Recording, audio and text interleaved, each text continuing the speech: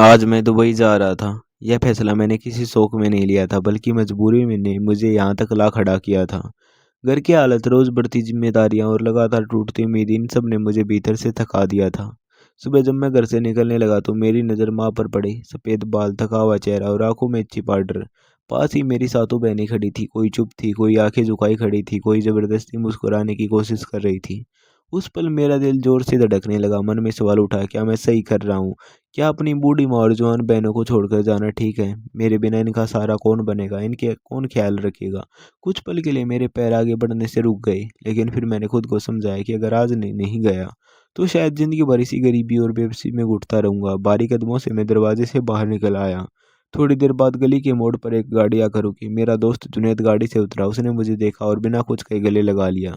फिर वह माँ के पास गया, उनके पैर छुए और उन्हें भरोसा दिलाया कि दुबई पहुंचते ही मुझे काम पर लगवा देगा। माँ ने कांपते हाथों से मेरे सिर पर हाथ रखा और ढेरों दुआएं दी। उस वक्त उनकी आंखों में आंसू थे, लेकिन जुबान पर सिर्फ दुआ। कुछ समय पहले तक मेरी हालत बहुत खराब थी। मैं दिन भर मजदूरी करता था, कभी ईंटें ढोता, कभी सीमेंट मिलाता, कभी किसी को दुकान पर बोझ उठाता। शाम तक शरीर टूट जाता था, लेकिन जेब में इतने पैसे नहीं होते थे कि घर का खर्च और माँ की दवाइयाँ दोनों पूरी हो सके। जिस दिन ये दोनों काम हो जाते, उसी दिन कोई नई परेशानी सामने आ जाती। कभी बिजली का बिल, कभी किराया, कभी किसी बहन की जरूरत। मेरे ऊपर 7 बहनों की जिम्मेदारी थी। सभी शादी की उम्र को पहुंच चुकी थी। उन्हें अच्छे घरों में इज्जत के साथ विदा करना, यही सोचते सोचते मेरी रातों की नींद उड़ चुकी थी। एक दिन मैं काम कर रहा था। ठेकेदार ने मुझे आवाज़ दी, लेकिन मैं अपने ख्यालों में इतना खोया हुआ था कि सुन नहीं पाया। उसने दोबारा आवाज़ दी। जब तक मैंने जवाब नहीं दिया तो वह गालियां देने लगा। उस वक्त मेरे भीतर जमा सारा गुस्सा बाहर आ गया। मैं भूल गया कि मैं सिर्फ एक मजदूर हूँ और वह ठेकेदार। बात बढ़ गई और झगड़ा होने लगा। तभी अचानक पास एक गाड़ी आकर रुकी। उसमें से जुनैद उतरा। उसे देखकर मैं हैरान रह गया। वह बदल चुका था, लेकिन पहचान में आ गया। उसने मुझे गले लगा लिया। ठेकेदार और बढ़ गया, लेकिन जुनैद ने उसे संभाल लिया। काम का मामला सुलझाकर जुनैद मुझे अपने साथ ले गया। उसी दिन मैं मेरे घर आया और घर की हालत देखकर वह चुप हो गया। कच्ची दीवारें, पुराना सामान और माँ का थका चेहरा देखकर उसकी आंखें भर आई। उसने कहा कि उसे लगा था कि मैं पढ़ाई करके किसी अच्छी नौकरी में हूँ। उसकी बात सुनकर मेरी आंखों में आंसू निकल आए। मैंने उसे बताया कि पिता के देहांत के बाद सारी जिम्मेदारी मुझ पर आ गई थी और मुझे पढ़ाई छोड़नी पड़ी। कुछ देर बाद खामोशी रही। फिर जुनैद ने फैसला लिया कि वह मुझे अपने साथ दुबई ले जाएगा। पहले मुझे भरोसा नहीं हुआ, लेकिन जब उसने अपने पैसों के सारे इंतजाम किए तो मेरी खुशी का ठिकाना नहीं हुआ। कुछ ही दिनों बाद मैं दुबई पहुंच गया। मैंने खुद से वादा किया कि अब मैं पीछे मुड़कर नहीं देखूंगा। दिन रात मेहनत की, ओवर टाइम लगाया, हर काम ईमानदारी से किया। धीरे धीरे हालत सुधरने लगी। मैं रोज माँ और बहनों से बात करता। उनकी दुआओं ने मुझे हिम्मत मिलती रहती। वक्त गुजरता गया एक एक करके। मैंने अपनी जिम्मेदारियां पूरी की, बहनों की शादियां की, उन्हें इज्जत के साथ विदा किया। जब करीब 20 साल बाद मैं वापस लौटा तो मेरी उम्र 40 के करीब थी। बहनें अपने अपने बच्चों में खुश थी। माँ के चेहरे पर झुर्रियाँ बढ़ गई थी, लेकिन उनकी ममता वही थी। उस दिन मुझे पहली बार लगा कि मेरी मेहनत बेकार नहीं गई। गांव लौटने के बाद जिंदगी कुछ दिनों के लिए थम सी गई थी। माँ चाहती थी कि अब मैं यही रहूं। उनका कहना था कि वह बहुत भटक लिया, अब घर बसाने का वक्त है। बहनें भी यही चाहती थी कि मैं कहीं बाहर न जाऊं। मैंने भी सोचा कि अब जिम्मेदारी पूरी हो चुकी है तो शायद अपनी ज़िंदगी के बारे में सोचना गलत नहीं होगा। एक शाम माँ ने मेरी शादी की बात छेड़ी। मैंने पहले टालने की कोशिश की, लेकिन माँ की आंखों में एक अजीब सी बेचैनी थी। उन्होंने कहा कि अब उनकी उम्र हो चली है और वह मुझे अकेला नहीं देखना चाहती। आखिरकार माँ की जिद के आगे मुझे झुकना पड़ा। कुछ ही हफ्तों में मेरी शादी जैनब से तय हो गई। जैनब उम्र में बहुत छोटी थी, सिर्फ 18 साल की। देखने में बेहद सादगी भरी, मासूम चेहरा, झुकी हुई नजरें और बहुत धीमी आवाज। शादी के दिन भी वह ज्यादा किसी से बात नहीं कर रही थी। लगा जैसे वह किसी और ही दुनिया में खोई हुई हो। निकाह के बाद जब वह हमारे घर आई तो माँ ने उसे बेटी की तरह अपनाने की कोशिश की।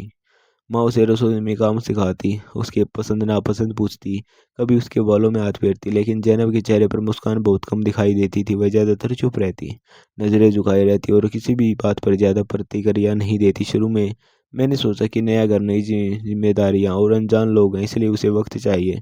मैंने भी उस पर कोई दबाव नहीं डाला, लेकिन धीरे धीरे मुझे कुछ अजीब बातें महसूस होने लगी। रात को कई बार उसकी नींद अचानक टूट जाती। वह घबरा कर उठ बैठती और उसका पूरा शरीर पसीने से भीग जाता। उसकी सांसें तेज चल रही होती और आंखों में अजीब सा डर होता। जब मैं पूछता कि क्या हुआ तो वह वैसे यही कहती कि कोई बुरा सपना देख लिया। मैं उसे पानी देता, समझाता और कुछ देर बाद वह चुपचाप लेट जाती, लेकिन उसकी आंखों में डर बना रहता। कुछ दिनों बाद मैंने एक और बात नोटिस की। जब भी मेरा छोटा भाई रईस घर आता, जैनब का चेहरा उतर जाता। वह या तो रसोई में चली जाती या किसी बहाने आंगन में निकल जाती। रईस की नज़रें भी मुझे अजीब लगने लगी। वह जैनब को जरूरत से ज़्यादा घूरता, उसकी बातों में हल्का तंज और अजीब सा अधिकार जताने वाला लहजा होता, जो मुझे बिल्कुल पसंद नहीं था। मैंने 2-3 बार उसे इशारे में समझाने की कोशिश की, लेकिन वह हर बार हंसकर बात टाल देता। मैं ज़्यादा कुछ नहीं कह पाया, क्योंकि माँ को बुरा न लगे ये सोचकर चुप रह जाता। एक दिन अचानक माँ की तबीयत खराब हो गई। उन्हें तेज बुखार था और रसोई में बहुत कम काम था। गांव के डॉक्टर ने उन्हें शहर के बड़े अस्पताल ले जाने की सलाह दी। मुझे उनके साथ अस्पताल रुकना पड़ा। घर में सिर्फ जैनब और रईस थे। जाते वक्त मेरे मन में अजीब सी बेचैनी थी। जैनब को अकेला छोड़ते हुए मुझे ठीक नहीं लग रहा था, लेकिन हालत ऐसे थी कि कोई और रास्ता नहीं था। मैंने जैनब से कहा कि वह इतना ध्यान रखे कि किसी भी बात पर डरने की जरूरत नहीं है। वह चुपचाप सिर हिलाती रही, लेकिन उसकी आंखों में डर साफ दिखाई दे रहा था। रात को जब मैं अस्पताल से वापस लौटा तो घर का माहौल बदला हुआ था। घर में अजीब सी खामोशी थी। जैनब कमरे में कोने में बैठी रो रही थी। उसका चेहरा पीला पड़ चुका था, आंखें सूजी हुई थी और हाथ बुरी तरह कांप रहे थे। मुझे देखते ही वह जोर जोर से रोने लगी। मैंने घबराकर पूछा कि क्या हुआ। उसने कुछ बोलने की कोशिश की, लेकिन आवाज़ गले में अटक गई। वह बस इतना कह पाई कि उसे यहाँ बिल्कुल अच्छा नहीं लग रहा और वह बहुत डरी रही थी। मैंने उसे पानी दिया, उसे संभालने की कोशिश की, लेकिन उस रात वह कुछ साफ साफ नहीं बता पाई। पूरी रात मुझे नींद नहीं आई। मन में बार बार वही सवाल घूमता रहा कि आखिर ऐसा क्या हुआ जो जैनब इस हालत में। अगले दिन माँ की तबीयत थोड़ी संभली, लेकिन जैनब की खामोशी और गहरी हो गई। वह मुझसे नजरें चुराने लगी, जैसे वह किसी अपराध बोध में जी रही हो। उसी शाम मैंने एक ऐसा दृश्य देखा जिससे मेरे अंदर आग लग गई। मैंने देखा कि रईस जैनब के कमरे से निकल रहा था। उसे देखकर मेरे पैरों तले जमीन खिसक गई। मैंने वही रोक लिया और गुस्से में पूछा कि वह अंदर क्या कर रहा था। उसने बेफिक्री से हंसते हुए कहा कि भैया, शक की बीमारी अच्छी नहीं होती। उस वक्त माँ वहां आ गई। उन्होंने माहौल बिगड़ता देखकर मुझे शांत रहने को कहा। मैं गुस्से को पी गया, लेकिन मेरे मन में शंका की आग और तेज हो गई। उस रात जैनब बहुत देर तक चुप रही। फिर उसने पहली बार हिम्मत जुटाई। वह मेरे सामने बैठी, उसकी आवाज़ काँप रही थी और आंखों से लगातार आंसू बह रहे थे। उसने जो बताया उसे सुनकर मेरे पैरों तले जमीन खिसक गई। उसने कहा कि शादी से पहले ही रईस ने उसे धमकाया था। उसने डराया था कि अगर उसने किसी को कुछ बताया तो वो उसकी बदनामी कर देगा। शादी के बाद भी वह उसे अकेले में डराता रहा, दबाव बनाता रहा और रिश्ते की आड़ में उसे कमज़ोर समझता रहा। मैं पूरी रात सो नहीं पाया। मेरे सामने बार बार यही सवाल आया कि मेरा अपना भाई ऐसा कैसे कर सकता है। सुबह होते ही मैंने फैसला कर लिया कि मैं चुप नहीं रहूंगा, चाहे इसके लिए मुझे अपने ही खून के खिलाफ क्यों ना खड़ा होना पड़े।